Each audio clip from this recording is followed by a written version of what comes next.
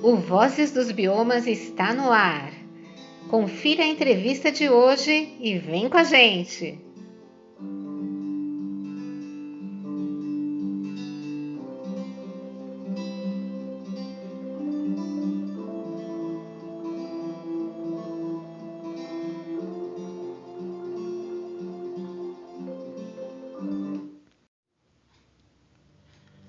Hoje trataremos do tema conservação socioambiental, que tem se expandido em núcleos habitacionais, e recebemos como convidados os representantes do Movimento de Defesa dos Direitos de Moradores em Núcleos Habitacionais, MDDF Santo André, que fica localizado no estado de São Paulo.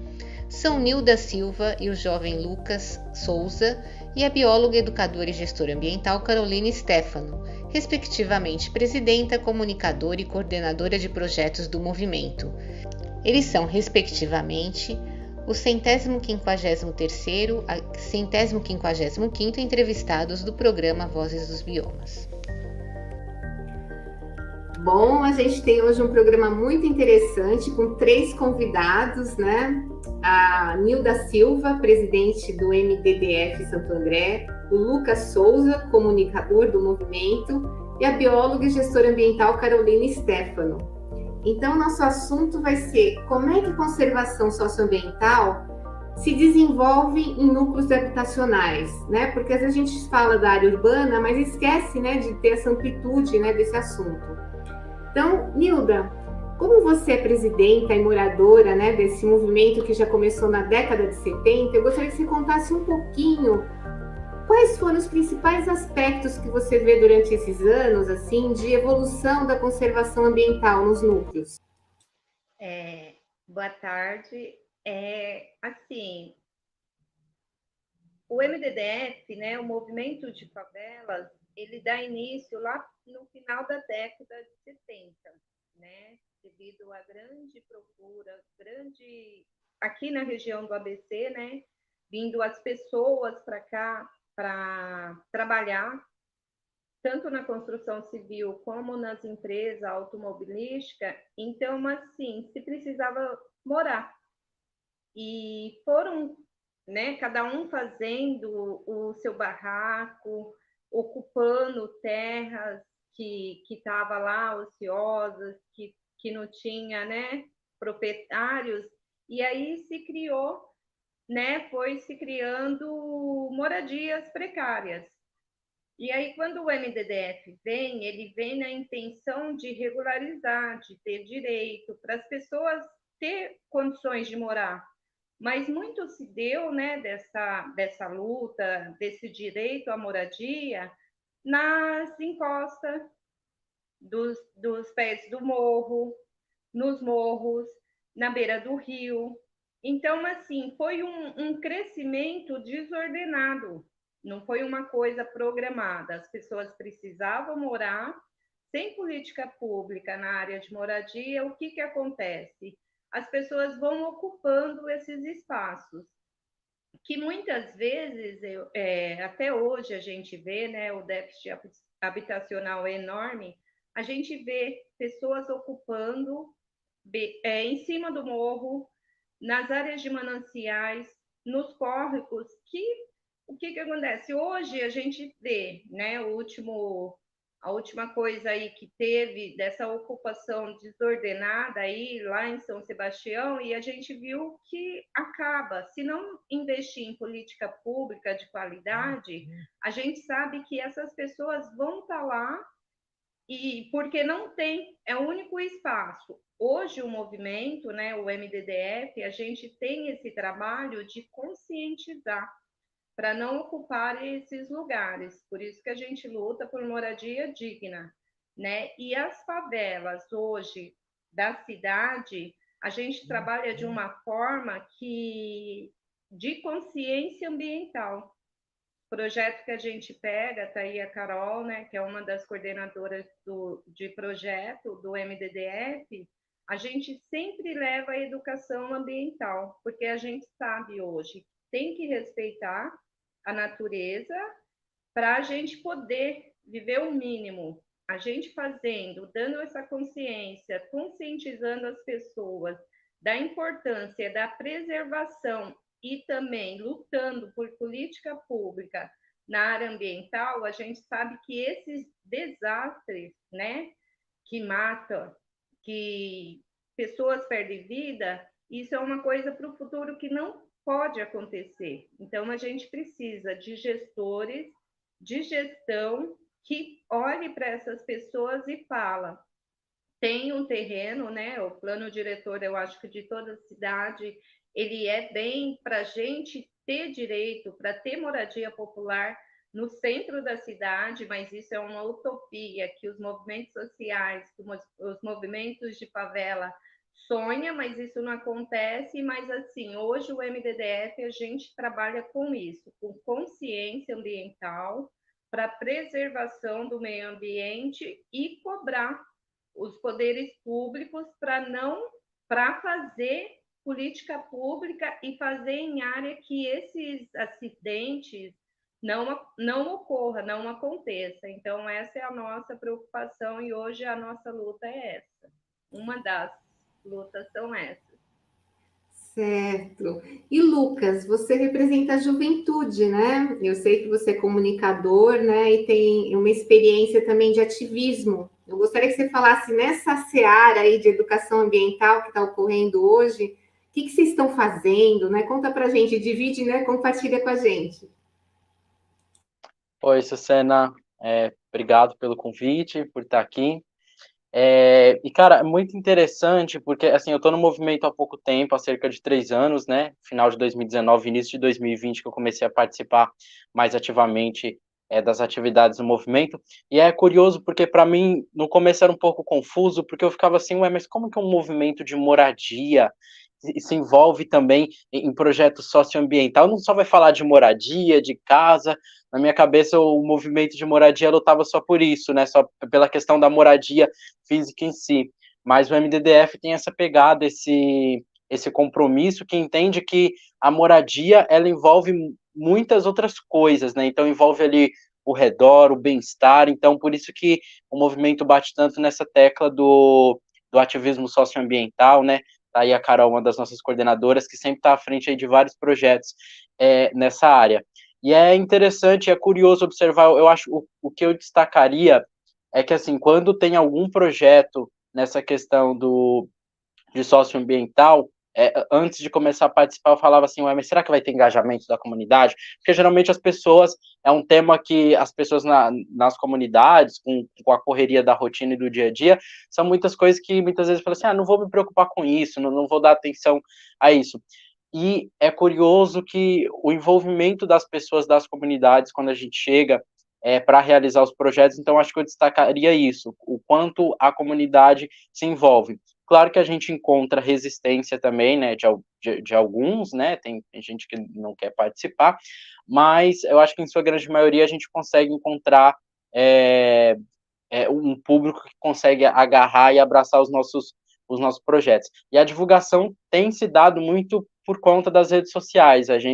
Todos os nossos projetos a gente sempre procura promover ações no YouTube, no Facebook, a gente sempre está tentando gravar vídeos para deixar registrado, e é interessante, novamente, voltando nessa questão do engajamento, é interessante o quão as pessoas vão se envolvendo e vão se interessando.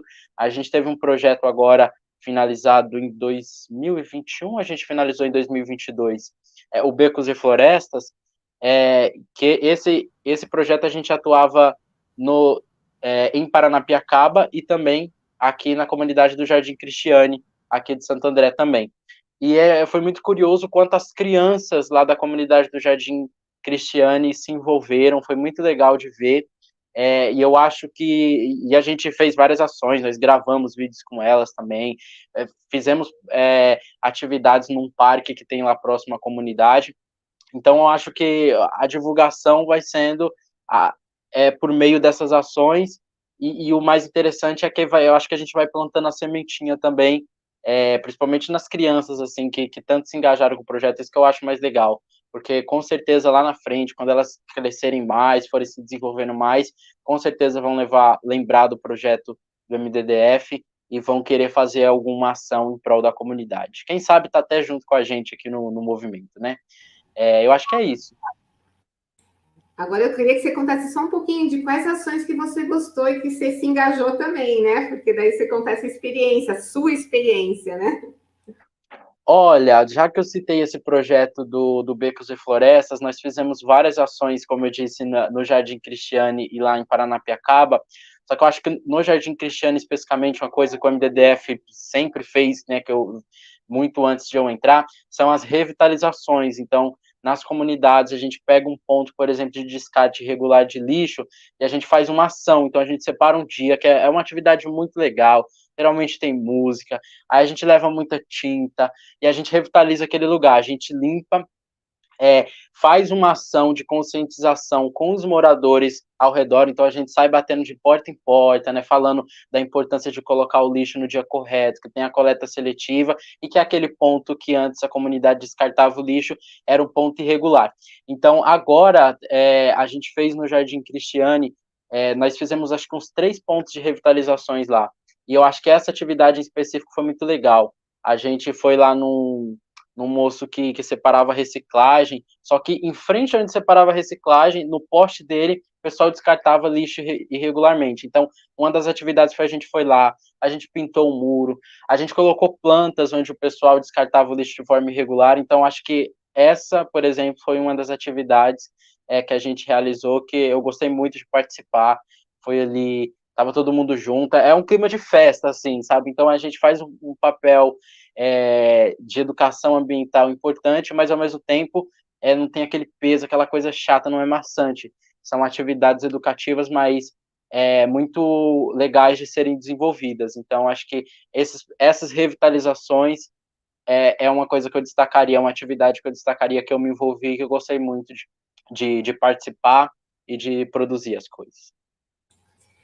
E Carolina, conta pra gente então como é que são esses projetos, né? Quais são as frentes, né? As iniciativas que foram tomadas, né? Durante esses últimos anos.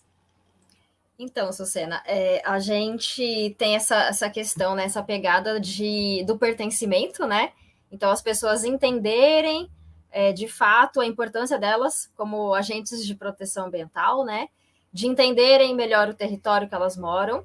E essa questão da revitalização que o Lucas trouxe bem, é justamente quando você revitaliza, né, fica com aquela cara bonitinha, as pessoas se apropriam, a Nilda pode falar bem melhor que eu depois, as pessoas se apropriam e mantêm aquele local daquele jeito bonitinho, né, começam a ocupar de uma forma interessante para lazer, para convivência, e aí o descarte irregular, ele, né, não ocorre, assim, de modo geral, os espaços, muitos espaços já revitalizados em vários projetos, né, em várias comunidades, se mantêm com esse cuidado, né, dos moradores.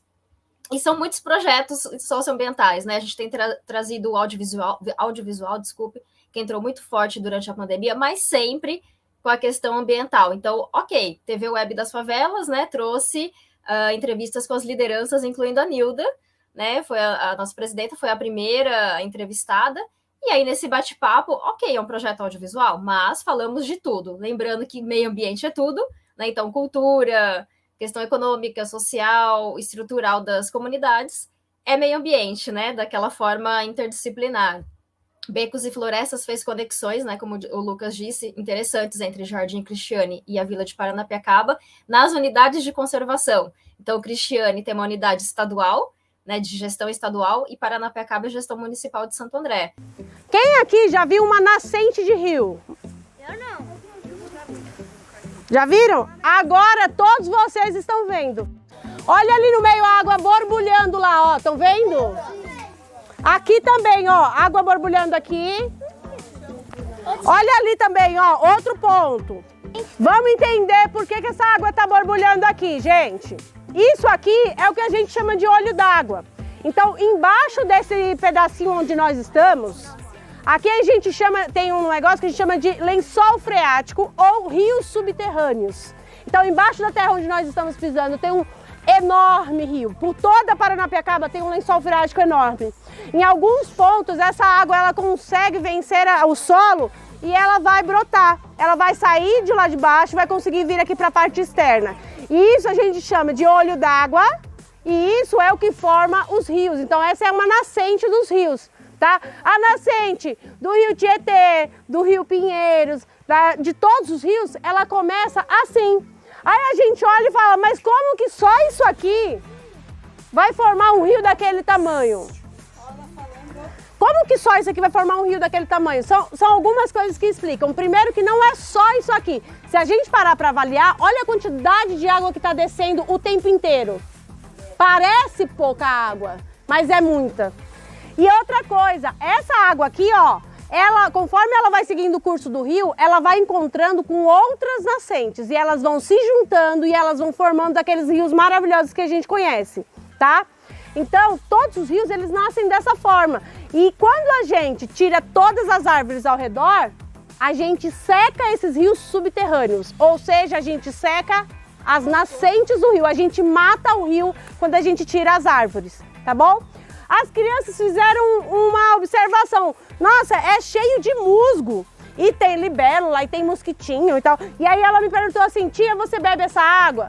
Gente, todos os animais, todos os seres vivos que tem aqui, a gente chama de bioindicadores de água limpa. Bio significa vida, tá? Indicadores, porque eles só sobrevivem onde a água é limpa. Então a primeira análise que a gente faz é observar quais as espécies que sobrevivem nesse espaço. E daí sim a gente parte para outras análises. Mas quando a gente olha e vê libélula, esse tipo de musgo, esses mosquitinhos, a gente já sabe que essa é uma água boa. Só depois a gente parte para outras análises. Mas esse é o primeiro indicador de que a gente estava vendo uma água que é limpa. E, então, assim, ver as semelhanças, as diferenças de gestão da comunidade ali, entendendo aquele espaço, as crianças, que é o MDDF Kids, né, um grupinho bem interessante. E então é esse pertencimento e essa conexão da área de mananciais, né, a área de proteção ambiental, com a área urbana, mas que também tem, seja praças, seja que a gente faz as revitalizações, né, seja uma unidade de conservação. Projeto da Fiocruz atual, que está em processo de finalização, acredito que até abril, maio, também falando de saúde, falando ainda de Covid e de outras doenças, de vacinação, não deixa de ser ambiental, saúde ambiental, né? A saúde dos recursos naturais, a saúde individual, saúde pública, e sempre trazendo aí também todos os projetos, né, que a gente tem feito a partir da pandemia do Covid, os boletins ambientais.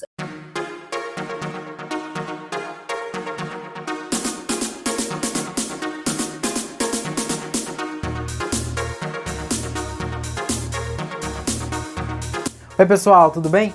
O MDDF, através do projeto Becos e Florestas, que conta com o apoio do Fundo Municipal de Gestão e Saneamento Ambiental de Santo André, realizou visita junto aos moradores do Jardim Cristiane e também da Vila de Paranapiacaba ao Aterro Sanitário de Santo André, onde puderam conhecer todo o processo de destino final dos resíduos. E a gente preparou esse vídeo aqui para mostrar para você como foi essa visita dos moradores e também para você entender como que funciona o aterro. Vamos começar falando sobre resíduos sólidos, mais conhecidos como lixo. O correto é falarmos a palavra resíduo e melhor ainda se falarmos recurso, pois os resíduos podem ser reciclados, podem virar adubo, podem ser reutilizados. Lixo é quando não é possível mais reciclar, pois a matéria-prima tem um limite para continuar tendo integridade. E olha só, chegando ao aterro sanitário que fica no Parque Gerace, os resíduos orgânicos são distribuídos em cima de mantas e coberturas especiais que revestem o solo. Para que servem essas mantas? Essas mantas e coberturas especiais são usadas para proteger o solo do chorume. Que é chorume? O chorume, pessoal, é um líquido preto proveniente da decomposição desses resíduos, né? Formado esse líquido preto.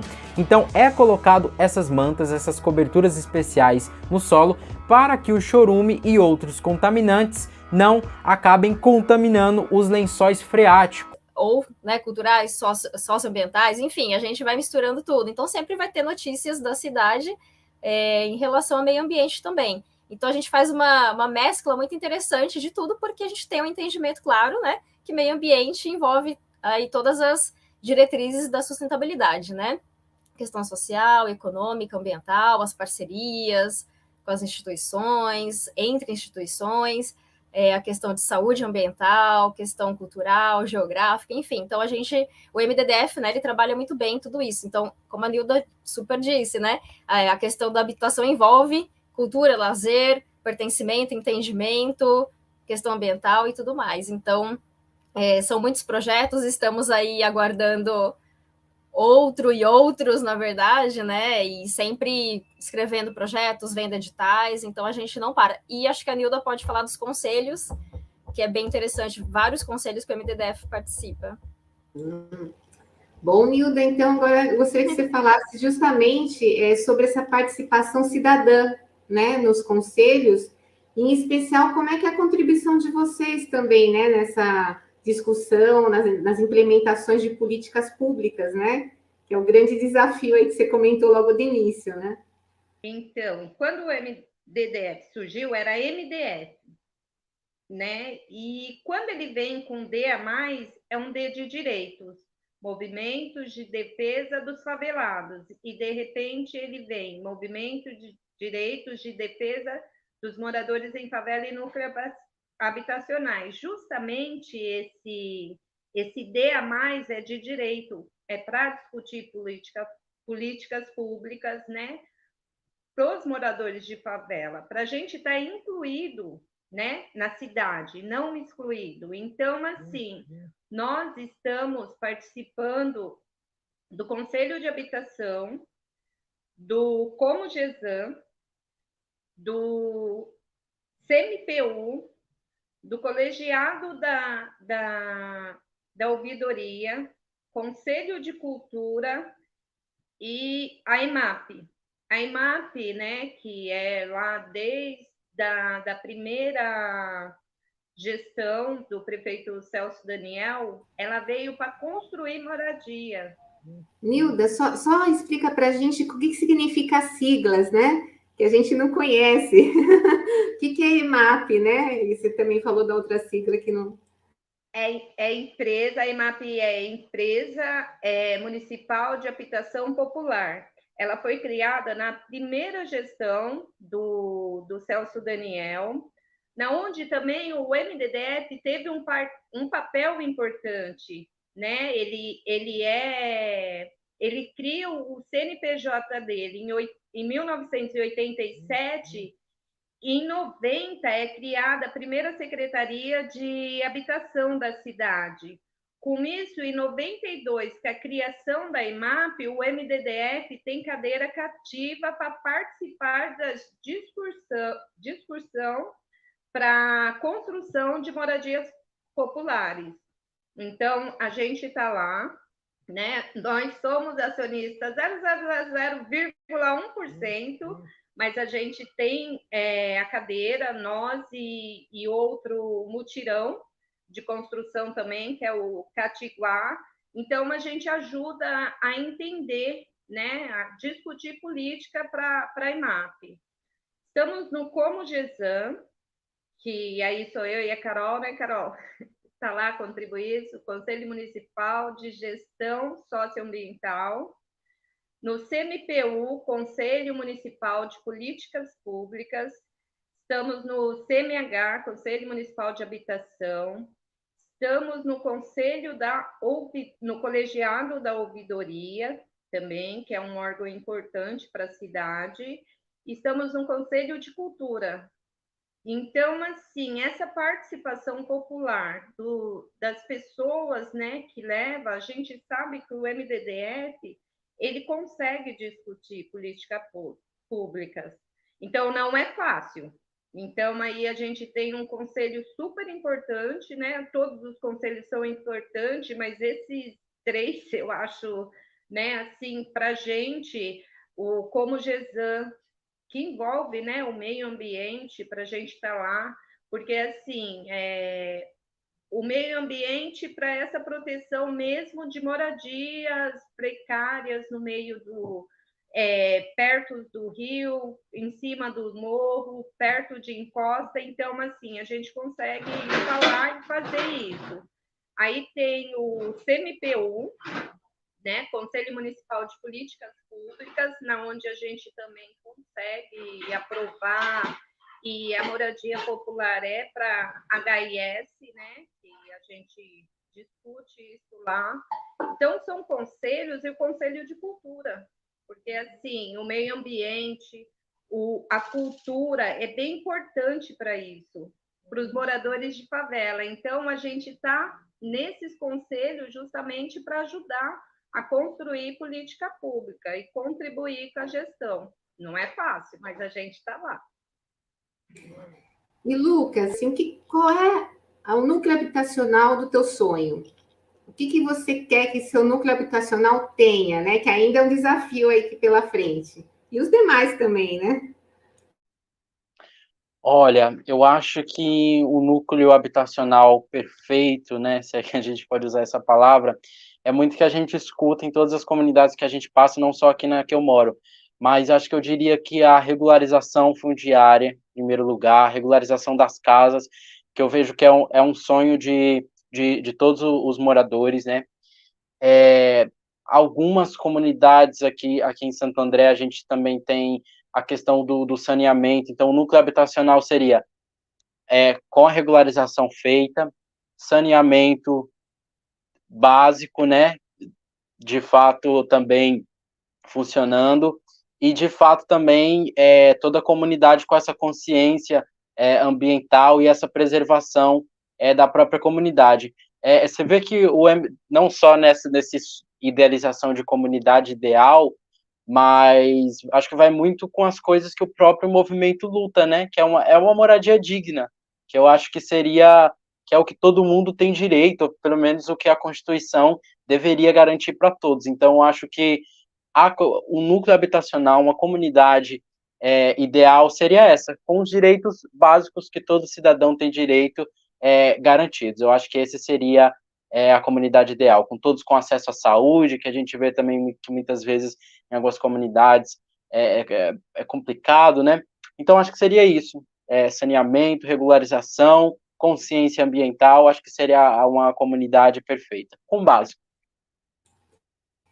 E, Nilda, dentre assim os córregos, né, que sempre tem no entorno, né, das comunidades, assim, como é que você vê assim a situação ao longo desses anos, né? O que é desafiador, o que vocês têm aí, tem como meta também, né, para melhorar essa questão até do saneamento, né, no entorno aí das comunidades? Essa pergunta é bem para mim, né? Porque eu estou pertinho do rio, na onde, pela falta de política pública, minha casa enche. A última enchente foi agora no dia 12 de fevereiro, na onde aqui em torno, a região da Avenida dos Estados, o rio Tamanduateí, e isso é desumano, né? Porque, assim, está fazendo uma obra, né? O governo do estado aí investiu dinheiro numa obra que não funcionou. Porque o que acontece? O eixo Tamanduateí era um eixo totalmente, né? Anos, décadas atrás, eu cheguei aqui em 1980, tinha essas moradias, mas tinha do outro lado as calipau, chamava, né? Na onde era uma imensidão. Só que isso foi tirado, foi concretizando, foi virando comércio, indústria, um monte de coisa na onde a gente sabe que... Só que assim, não se criou política pública para tirar a gente daqui. A minha casa é uma que enche, porque a primeira enchente, em 1990, minha casa já tinha laje. Então, não dava para erguer. Então, na onde a gente não conseguiu subir, quem construiu depois, construiu mais alto. Mas aqui é um caso, assim, bem triste, né? Eu falo, são 30 anos sofrendo com a enchente, mais de 30 anos. Então, assim, era tirar mesmo. A gente vê outra favela que tem esse problema ali na Maurício de Medeiros, que eles estão literalmente dentro do rio. Em 2001, houve um projeto na onde tirou uma população, na onde a IMAP foi, levou lá para Prestes Maia e tirou aqueles moradores de lá. Só que assim, o rio ficou lá, um terreno ocioso na onde dobrou o número de moradia. Então, assim, se tirou 100, mas hoje tem 300. Então, como que vai fazer? Se não cuidar. Então, assim, são coisas que a gestão às vezes faz, né? E não pensa na outra, né? Quando urbaniza, quando tira, quando consegue tirar, a gente tem esperança agora da volta da Minha Casa Minha Vida, mas a gente não sabe quais vai ser e qual projeto a gestão municipal vai levar. Para quê? Para justamente tirar da moradia, e esse déficit habitacional é nível Brasil, mas em Santo André não fica atrás, ele vai se fechando, ele vai se acabando, para realmente ninguém estar lá na beira do morro ou próximo ao rio.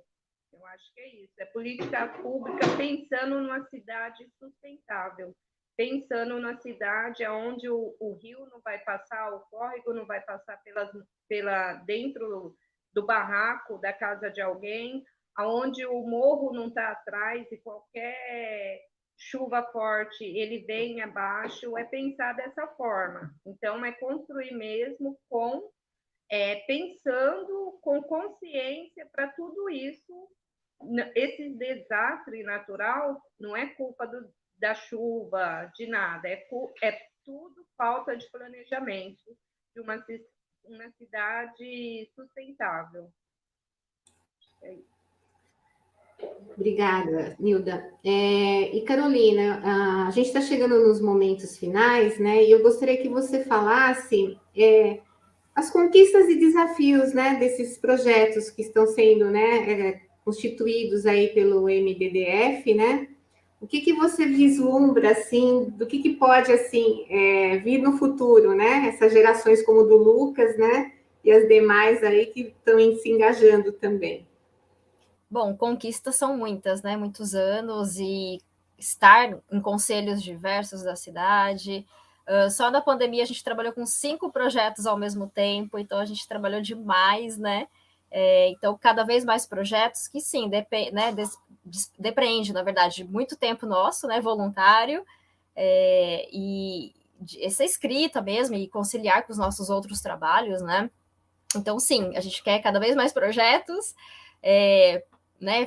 A gente está com esse foco muito de audiovisual, que a gente entendeu que tem essa pegada, né? Não só por conta da pandemia, mas a gente abrange mais pessoas.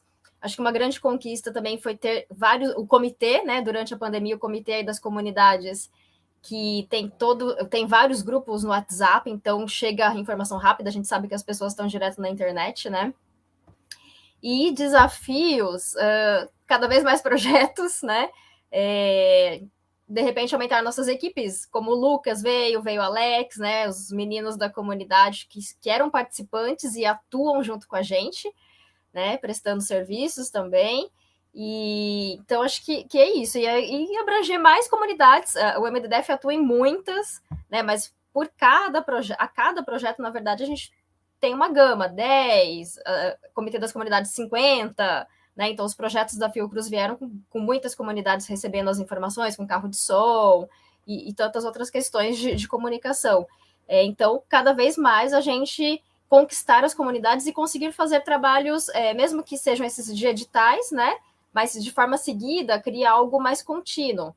Mas, de qualquer forma, o EDDF está sempre junto também com o SESC, Mesa Brasil, e tantos outros projetos para ter continuidade. Então, assim, as comunidades conhecem o MDDF, né? Pode não conhecer todos os integrantes, mas a Nilda, integrantes mais antigos, a gente vindo agora com projetos recentes, então é uma continuidade, talvez não tão intensa, mas estar presente e mostrar que está ali lutando nos conselhos, né, representando a todos, então abranger cada vez mais e estar presente aí no território, né, com cada vez mais projetos. Nilda, você fala e depois o Lucas, né, que o Lucas também pode falar um pouquinho do trabalho que ele já está desenvolvendo de educomunicação, né, aí conta um pouquinho mais. Nilda, fica à vontade aí para falar sobre, né, essas conquistas e desafios aí que você vê na área socioambiental em especial, né? São muitos desafios, né? Como a Carol colocou aí, mas eu acho que hoje o MDDF ele consegue. Santo André, são 19% da população mora em favelas, núcleos habitacionais e ocupação, segundo o último censo, não de 22 agora, que ainda a gente não tem os dados, mas a gente trabalha hoje com isso. Eu acho assim que também tem a dificuldade, né, quando a gente pega algumas regiões, essa coisa do virtual, da internet, ela não funciona, é um desafio e a gente tem prova disso. Eu acho que bem 2020, o primeiro projeto da Fiocruz que nós fomos participar, fazíamos live com moradores das favelas, né? Foram mais de 20 lives, mais de 20 convidados, onde a gente, às vezes, tinha dificuldade de fazer, porque a internet não funcionava, o celular não era bom, e a gente sabe desses desafios para melhorar. Mas, de certa forma, o audiovisual, ele veio para o MDDF de uma forma nova e desafiadora. A gente conseguiu, né, chegar e trazer o Lucas, a Carol falou, eu falo, sou apaixonado, né, desse o Lucas que é um profissional que está estudando jornalismo, que desenvolveu, que aprendeu, que a gente tem um orgulho danado, né? O Alex também que começou lá no projeto de audiovisual da cultura Santo André, né, Carol? Carol foi a coordenadora também. E dali saiu Lucas, Alex, Aline. Então, a gente sabe que esses moradores jovens de favela, a gente, né, plantou uma sementinha na onde eles conseguiram desenvolver e trabalhar e melhorar e buscar sempre o crescimento. E essa forma virtual, do audiovisual, né, uma coisa que a gente gosta, mas também a gente gosta de estar lá, de na onde o poder público não chega, a gente poder entrar, transformar aquele lugar de descarto irregular, aquele lugar feio, aquele lugar que ninguém respeita, às vezes passa lá o caminhão e depois o morador vai lá e joga o lixo, tudo por falta de conversar. O MDDF é um orgulho nosso, eu tenho muito orgulho disso, que a gente consegue falar. O Lucas, né, aqui, né, um projeto de 2000 aqui, na onde eu moro, um projeto de 2015, que era um projeto da Petrobras, a gente conseguiu fazer isso, tirar, e dali para cá outros projetos, porque a gente precisa, né, através de editais, o dinheiro, tudo que vem, mas a gente hoje, o Cristiane, né, que essa experiência que o Lucas contou, assim, para nós, a gente volta lá, moradoras, a gente sempre consegue pegar e trazer uma moradora da própria comunidade para ser o agente multiplicador, de chamar tudo. A Aline posta foto lá no grupo, ela mostra como que está. Então, assim, a gente conseguiu, né? Eu acho que uma pequena sementinha, apesar de todo esse número de favelas, de núcleos habitacionais, de descarte irregular pela cidade, a gente consegue fazer com que isso, aquele morador local, ele tenha consciência, ele passa a colocar o lixo no horário certo, ele passa a cuidar daquele lugar, ele passa a conversar com outros moradores até se firmar e falar, olha, tem aqui a coleta tal dia, a coleta é assim, vamos fazer isso, e consegue conscientizar essa pessoa. Então, assim, isso para nós, né, se pudéssemos a gente ter um trabalho contínuo, né, se esse dinheiro viesse de uma forma contínua, a gente teria capacidade de entrar em outros locais também, estar conversando e estar desenvolvendo esse trabalho. E o audiovisual hoje, para a gente juntar, né, o audiovisual, a consciência ambiental, tudo, para esses moradores, eu acho que é um desafio, mas que a gente consegue dar conta através desses projetos. Então, para nós, esse que está acontecendo, encerra agora em abril, da Fiocruz, fala de Covid, da pandemia, da vacinação. Então, assim, é um projeto foi um projeto, né? Já vai finalizar rápido, mas assim, a gente conseguiu trazer especialistas, doutores, né, médicos. A gente, né, só tem a crescer com isso, né? Que tenha mais projetos, que a gente possa estar, que cresça a equipe, né? Às vezes a gente já chegou a ficar com, como a Carol falou, 4 projetos em andamento, e assim, dá conta de tudo. É complicado, mas a gente finaliza sempre os projetos com muito orgulho e sabendo que plantou uma sementinha ali, sabendo que a gente fez a nossa parte como sociedade civil, como pessoas que querem contribuir com o bem da cidade. Nós estamos aqui, né? Nós temos a gestão, tem que enxergar nós como colaboradores para a educação, para a comunicação na cidade. Eu falo sempre, quem mora bem, né? A gente precisa de tudo, mas quem mora bem, vive bem, tem saúde, consegue estudar, consegue um bom trabalho, então a moradia consegue ter um momento de cultura. A moradia, ela traz, além da dignidade do ser humano, a pessoa ter um CEP, a pessoa não ter um esgoto a céu aberto, passando no seu quintal, dentro de casa, ela consegue trazer vários fatores, questão da saúde, tanto física como psicológica. Então, assim, a moradia é essencial para a sobrevivência do ser humano. Acho que é isso. Obrigada.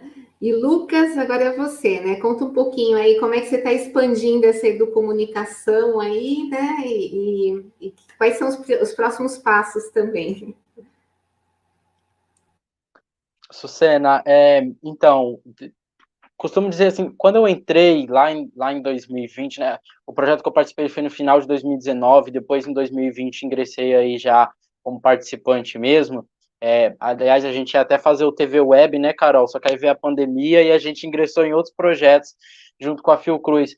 Eu digo que no começo eu cheguei muito cru, no sentido de eu não entendia muito, assim, o que estava acontecendo. Então, acho que o desafio naquele momento, ainda em um primeiro momento, foi entender o que o movimento luta, só que aí quando você vive em comunidade fica um pouco mais fácil de compreender as motivações. Então, acho que os primeiros desafios foi esse, quando veio a proposta de estar ali enquanto educomunicador, estar ali gravando vídeos, falei, gente, será que eu dou conta de fazer isso? Será que eu sei fazer isso? Mas, claro, com assistente, suporte da Nilda, da Carol, todos os outros coordenadores, a gente vai entendendo e vai conseguindo dar conta. Para agora, que eu acho que depois de um tempo, já 3 anos aí, realizando vários projetos, o que eu muito fico me perguntando às vezes, né, que até chegou a conversar com o pessoal, eu falo assim, gente, será que as nossas ações estão de fato chegando onde tem que chegar? Será que a gente está usando o tipo de comunicação correta? Será que a gente está conseguindo transmitir a mensagem que o movimento quer passar? Então tem muita essa preocupação também nos conteúdos que a gente posta, se a gente de fato está transmitindo essa mensagem. Então, muito o meu olhar enquanto educomunicador é nesse sentido de tá sempre pensando, falei, será que a gente está comunicando da forma que tem que comunicar? E aí um relato aqui, acho que eu não vou ter isso nem pro pessoal, outro dia eu estava no centro de Santo André, estava numa loja, e eu acabei encontrando uma criança lá do Jardim Cristiane, onde a gente realizou o projeto, né? Eles estavam na mesma loja que eu. Aí eu comecei a interagir ali com eles, né? Aí o menininho falou assim, não sei, devia ter por volta de uns 9, 10 anos, um dos meninos lá do morador de Jardim Cristiane.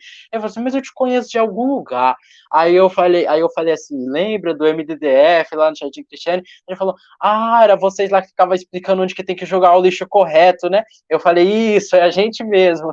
Então, quando a gente recebe um relato desse, né, eu saí depois e falei pensando, poxa vida, acho que o nosso trabalho a gente está fazendo certo, sabe? E por mais que a criança ali não lembrasse o que era o MDDF, o projeto, mas lembrou ali a mensagem principal.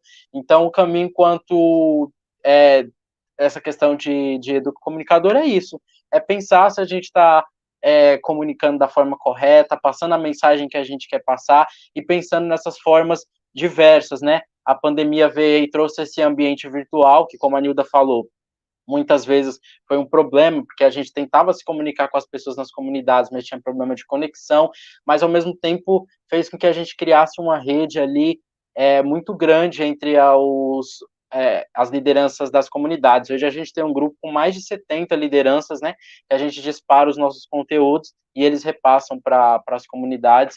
Então, eu acho que é mais pensar nisso.